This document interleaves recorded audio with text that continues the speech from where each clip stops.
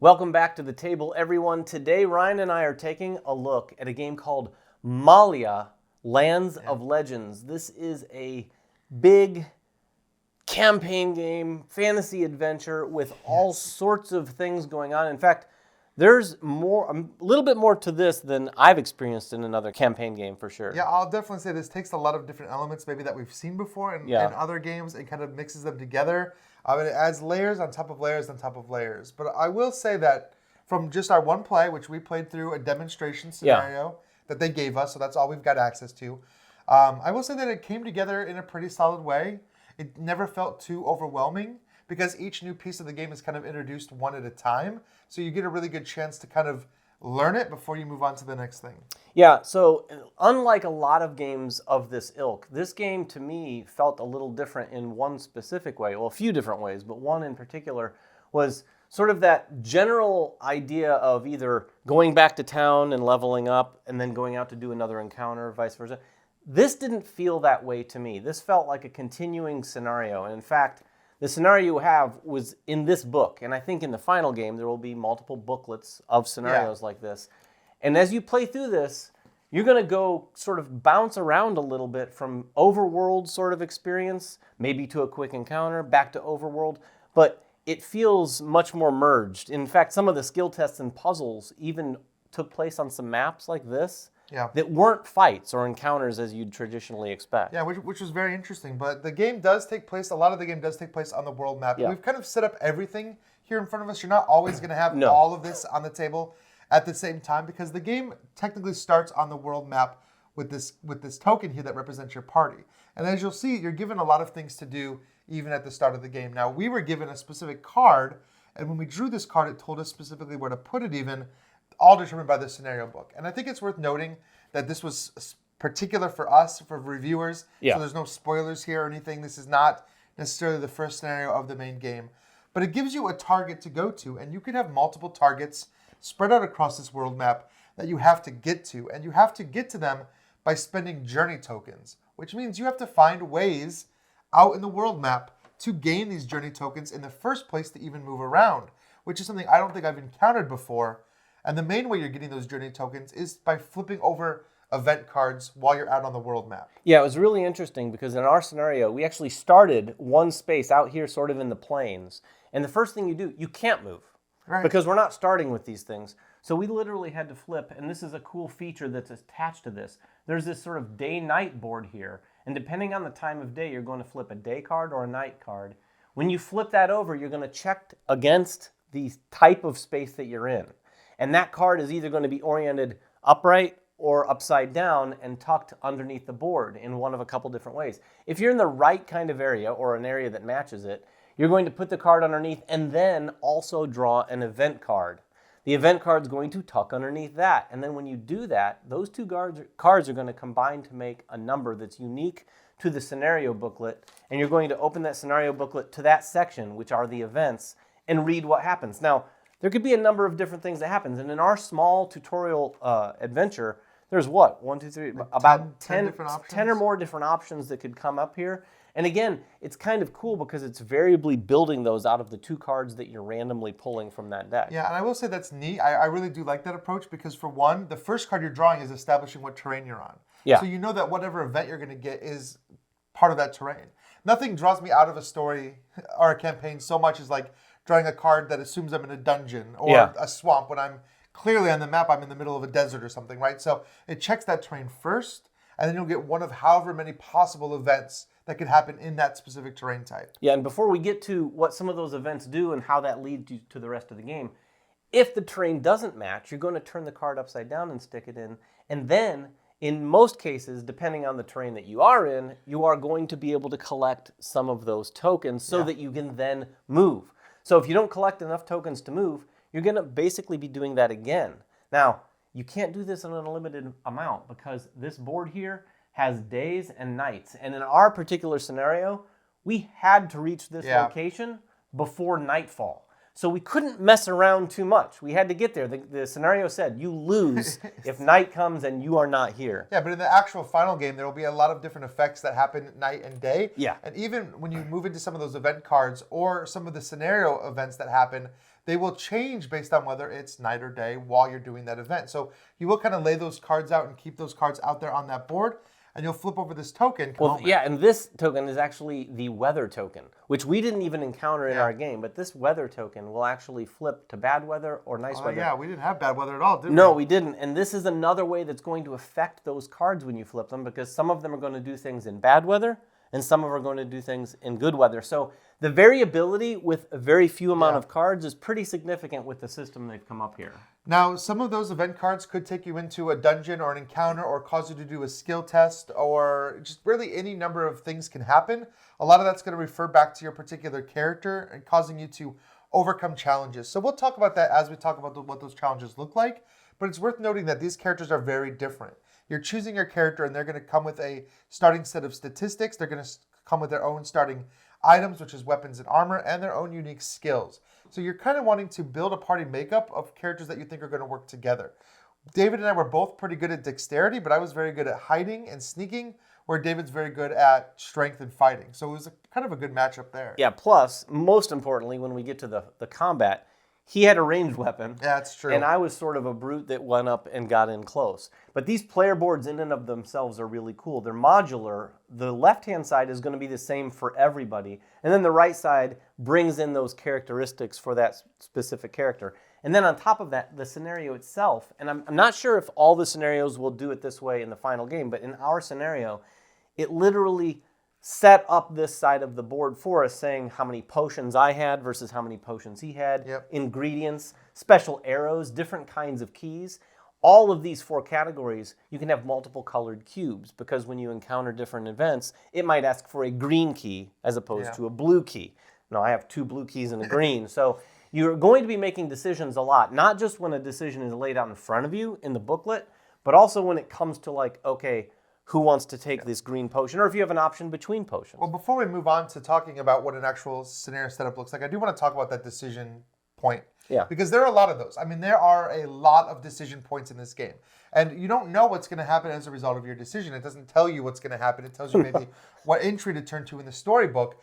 So your decisions are literally going to change the game. They're going to change the way the narrative unfolds. They're going to change what options are available to you. They might add new cards out to the world map. And within a scenario, it might even take you to a different area of the map that you didn't think you could get to. We definitely discovered some secret passages and ways to get through the map that only were uncovered because of decisions we had made. Yeah, and completely changed our route. I mean, truth be told, afterwards, we looked through this book to see sort of some of the other options.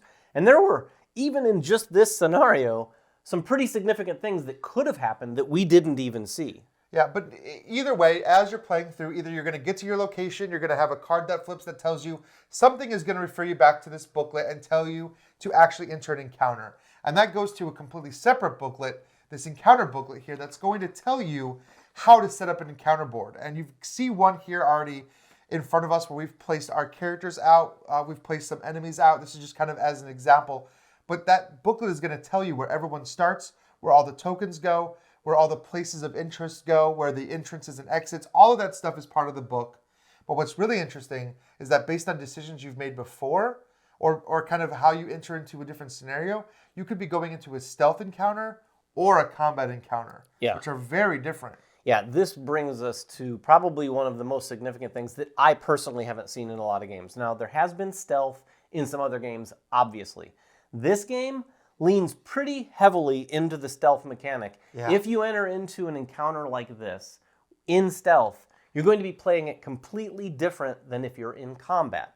And we can assure you, based on our experience, you're going to want to stay in stealth as long as you can, because the game, while it plays quite differently, it's probably also maybe even a little easier to sneak around and take out some guys as opposed to getting in combat. Sure.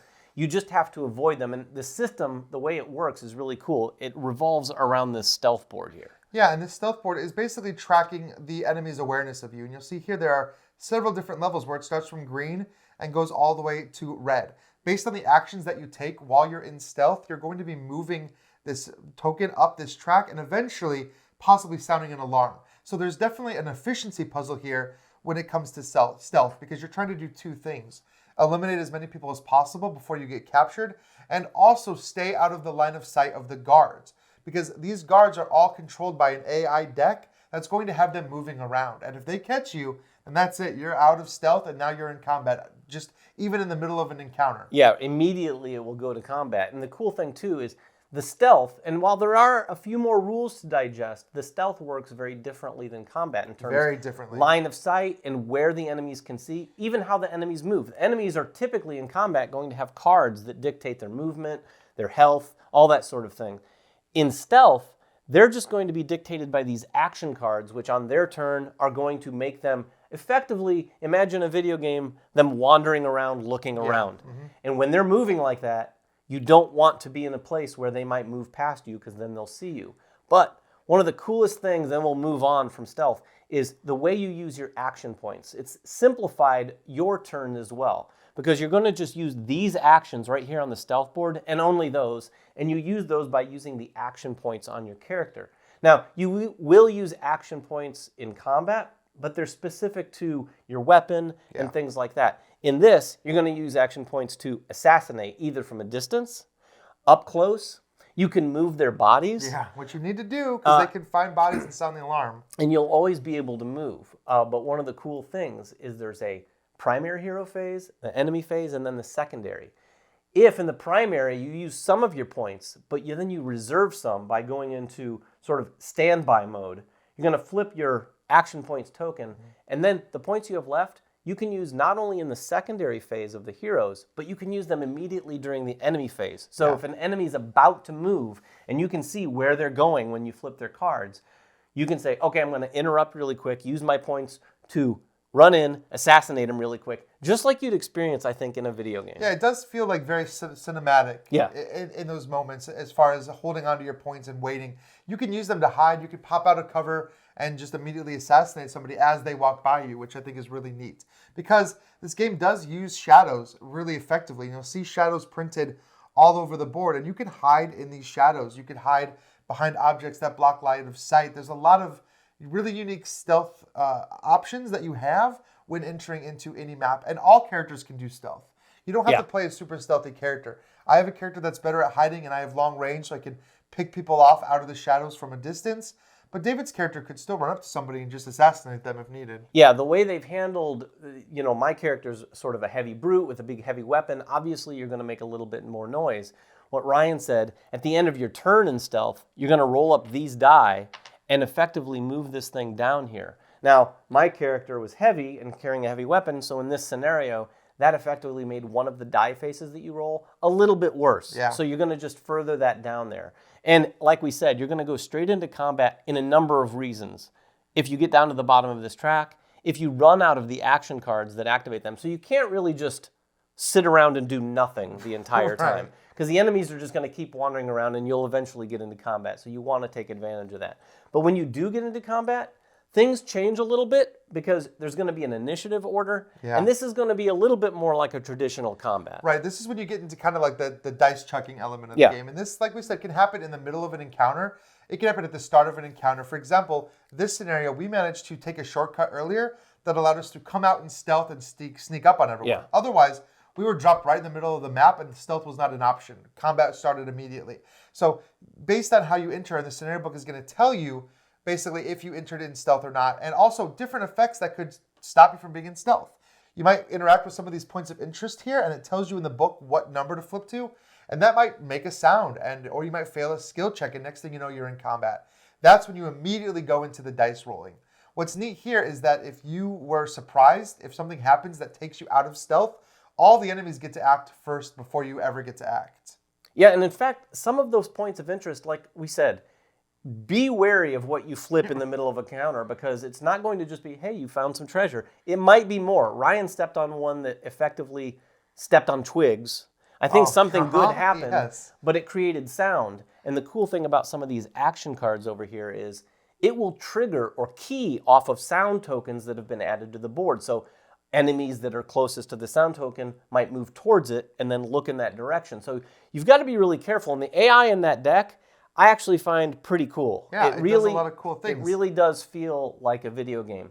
The other thing we didn't talk about at all are skill checks. Skill checks are going to happen in the overworld part mostly, But we did find some in the middle of some encounters that are on maps like this, there's too. definitely some, and there's in between encounters as well when you're just doing the scenario stuff. Yeah. But you could get into a skill check in the middle of combat. I think that's neat, is how these systems all kind of intermingle. You could have an encounter that's stealth, combat, and a bunch of skill tests, and they all use different dice. And we talked about the stealth dice that you roll to move down the stealth track, and you have your whole set of combat dice, which you'll be rolling in different ways for combat, and then you have a different set of skill check dice. Yeah, the skill check dice are really cool, and the way this works that I think is, at least for me, quite a bit different than any other skill checks I've seen is there's a push your luck mechanism here.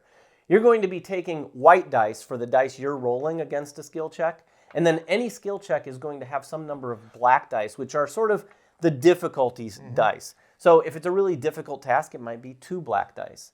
The black dice have a couple different faces on them, but the red hand is what you don't want to see. Right. And on the white dice, there's green thumbs up for success. So what you do here is you're typically going to be rolling, depending on the skill check, to get X number of green thumbs ups before you get X or Y numbers of red hands. And there's all sorts of different skill checks. There's some that only individuals can do. There's some that we all have to do individually as a group, though. Then there's some where you have to do cumulatively, and everyone can contribute to it because the green thumbs might be like 12 to succeed against 5 red hands. So you roll the dice, and you might get a green thumb and a red hand. So now it's 1-to-1. You decide, do you want to keep going or not? So you kind of keep going and pressing your luck, hoping to get those green thumbs before you get the red hands. And even some skill checks have variable levels of success, which is cool. And that's the real push your luck element. Those are. You want to go for the better success. Yeah, it might say 1-to-2 gets this, or it might say, do you want to go further and get up to 6? Right. And of course, but you want to try. You generally think that's going to be better, so you do it. But I will tell you again, this game might surprise you. You might do something like that, and it might end up being a fool's errand. We failed an early skill test that actually was good because we stumbled off of a ledge and we down a hill, and we actually found something there. So that was good. But there's a lot that goes into these skill checks as far as mitigation as well. And you'll know if you're good at a specific skill because you have innate abilities that might help you turn some of these shield icons or helmet icons, which you'll see. Normally they do nothing, but you might have some skills or some items that turn those into successes. So you'll know if a particular skill check is in your wheelhouse because it will show you icons. For example, you might be good at a stealth check like I am here, in which case if a stealth check, that would still be 2 successes. Yeah. But the same thing goes for the black die. Normally there's only the hands, but some tests are going to be more difficult for you, and that might turn those white helmets into failures as well. Yeah, so you're doing all of this to obviously progress through the story. And one thing that we definitely want to communicate here is this is one of those games where you're not going to lose a battle and then have to redo the battle. No. This game, very specifically, is about win or lose, you're moving forward. So now, we, in fact, finished our scenario. We actually thought we had done well. We thought so. We were surprised, though. We didn't. There was basically a big bad at the end of our scenario. We knocked him out. But right after that, he dropped something. It started glowing. And the game told us to use a thing that we might have had. But we didn't have it. So that didn't happen. It turned out bad. But in addition to sort of moving on through the adventure, you're also going to, throughout the campaign, and in fact, it was in the middle of our scenario that this happened, potentially level up. And when you do, each character has a card specific to them that sort of gives them an ability at the bottom of their board. But you can pull that card out and you can see all the different attributes. And when you get the chance to level up, you're going to choose one of those attributes. And then down the left-hand side, it shows you the different levels, 2, 3, or 4, or 3, 4, or 5. If you're going from 3 to 4, you just increase that ability stat. And then you'll get a bonus. It might increase your initiative while in combat. It might give you extra health. It might give you a number of different things. But it's a really cool variable way of doing leveling up. Yeah, it is very cool because character progression is key. I mean, you're actually, from what we have seen so far, there's nothing that says, okay, stop and rest and heal. Like you're going from one thing to another. Even the stealth tracker, if you've alerted the castle to your presence, you start the next scenario wherever the last one ended up. Now, we did find something that moved it back, but that's a little bit... Yeah, but that was... lucky to find that. That was very interesting, though. I expected that once we were done with a room, that would go away. Yeah. But the stealth tractor stayed where it was. It even went up a couple, and then it went back down 8. I mean, it's kind of crazy how that works. Even your health, you lose health. it doesn't necessarily reset. No, you gotta use get potions some of and it heal. back, but you have to use some of these potions to get some of it back. And as you're playing this, you're going to be leveling up your character, but you're also going to be collecting items, and you're going to have a huge variety of these items that you can collect. And they're actually going to slot into your player board, so you can kind of see what items you have. It is one of the coolest features physically of this component. Cool. And you can get better weapons and equipment as well, and some unique items. We found some items, like we found a key that we never found the door to. Right, yeah. The door's probably somewhere. No, I was psyched when we got that key, but then it didn't really do anything because for us. Again, like I said at the very beginning of this video, your decisions really matter in this. And so if you find a key, maybe you want to look for a door. If you see a door, maybe you want to try to go through it. Don't skip it because you think maybe something bad's going to be through there. You might have the key. You have to experiment. And there's almost a level of like unlock or exit to this, just a little bit, where you might get an item like that key and you don't, you're looking at it and you realize there's a number printed on it that tells you to go to a page in the book. And next thing, it might tell you something about the key or how to use the key, which I thought was really neat. Yeah, that is a really interesting thing that you have to get used to, because if you've never played Unlock, or even if you have, you don't generally expect that type of mechanic in a game like this. And you definitely want to pour over anything visual in this, because like you said, you can find a number or just some of the thing that sort of is a visual cue that it goes with something else.